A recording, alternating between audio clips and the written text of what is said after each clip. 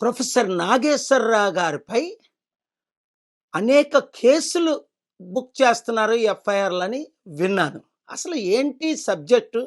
అమెరికాలో బిజీగా ఉన్నాను కదా అంటే చాలామంది కాల్ చేసి ఇది చాలా అన్యాయం జరుగుతుందండి. ప్రొఫెసర్ నాగేశ్వరరావు గారు అందరి గురించి మాట్లాడతారు, అది సత్యమే. ఒకసారి నా గురించి కూడా మాట్లాడారు సందర్భంలో. ఇప్పుడు వారు మాట్లాడింది ఏటని నేను క్లియర్గా విన్నాను. అందులో నాకేమైతే తప్పు కనిపించలేదు. అయినప్పటికీ ఒత్తిడి చేసినందువల్ల ఆయన మాటలు విత్డ్రా చేసుకున్నారట. చేసుకున్న తర్వాత కూడా ఆయన మీద కేసులు పెడుతున్నారంటే అది ఎంత దారుణం. అంటే ప్రజాస్వామ్యంలో ఇంకెవరు మాట్లాడకూడదా ఎవరి గురించి? మరి అలాగైతే చట్టాలు ఎందుకు? ఫ్రీడమ్ ఆఫ్ స్పీచ్ ఆర్టికల్ 19 ఎందుకు? కనుక చంద్రబాబు నాయుడు గారు, మీకు బాగా తెలుసు, నేను అనేక సార్లు అమిత్ షా గారిని కలిసినప్పుడు మీ అందరి సబ్జెక్టులు మాట్లాడుకున్నాం. ఆయన స్టాల్ లీడర్ అమిత్ షాజీ, ఆయన చైల్డిష్ లీడర్ కాదు. ఆయన రైట్ డెసిషన్స్ తీసుకుంటారు ఈ కొన్ని విషయాల్లో. ఆ విషయం మీకు కూడా తెలుసు.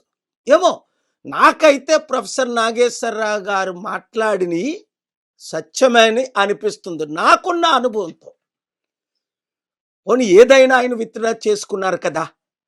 ఆ తరువాత మీరు ఒక ఫాదర్ ఫిగర్, ఆల్మోస్ట్ 80 years ఏజ్లో ఈ యంగ్ పొలిటీషియన్స్ లాగా మీరు బిహేవ్ చేస్తే మరి మీకు జగన్మోహన్ రెడ్డికి ఉన్న తేడా ఏంటి?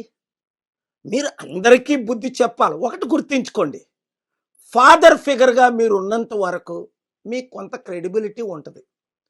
ఇలాంటి చిల్లర రాజకీయాల్లో ఎవరైనా మాట్లాడితే నాలుగు కోసేస్తాం అని మీరు కూడా దిగజారిపోతే అది మీకు నష్టం, మీ పార్టీకి నష్టం. నాలాంటి పెద్దవారి ద్వారా మీరు అనవసరంగా కొన్ని ఇష్యూలు మీరు ఫేస్ చేయవలసి ఉంటుంది. కనుక తక్షణమే ప్రొఫెసర్ నాగేశ్వరరావు గారి మీద పెట్టిన కేసులన్నీ విరమించుకోవాలి, విత్డ్రా చేయాలి. నేను మానిటర్ చేస్తాను. ఈ వీడియో ప్రతి ఒక్కరూ ప్రజాస్వామ్యములో ప్రొఫెసర్ నాగేశ్వరరావు గారు లాంటి వారు ఎప్పుడు మాట్లాడుతూనే ఉండాలి, ఎప్పుడు ప్రశ్నిస్తూనే ఉండాలి. అందులో యువతి యువకులు ఈరోజు నిరుద్యోగులు ఎన్ని కష్టాల్లో ఉన్నారు, రైతులు ఎంత ఇబ్బందుల్లో ఉన్నారు. ఇచ్చిన వాగ్దానాలు నెరవేర్చలేదని రాజకీయ నాయకులు వారి కొడుకులకైతే లక్షలు, కోట్లు, 100,000 కోట్లు ఆదాయం. ఈ సాధారణమైన యూత్, అన్ఎంప్లాయిడ్ యూత్ మణిగిపోతున్నారు. కోట్ల మంది నిరుద్యోగులు. అందుకనే వాళ్ళు ఈ మధ్యనే ఒక గ్రూపు బయలుదేరి ఏం మాట్లాడుతున్నారో మీరు చూస్తున్నారు.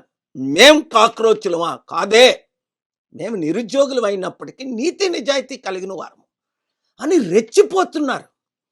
యూత్ని రెచ్చగొట్టకండి, సమస్యలను పరిష్కరించండి.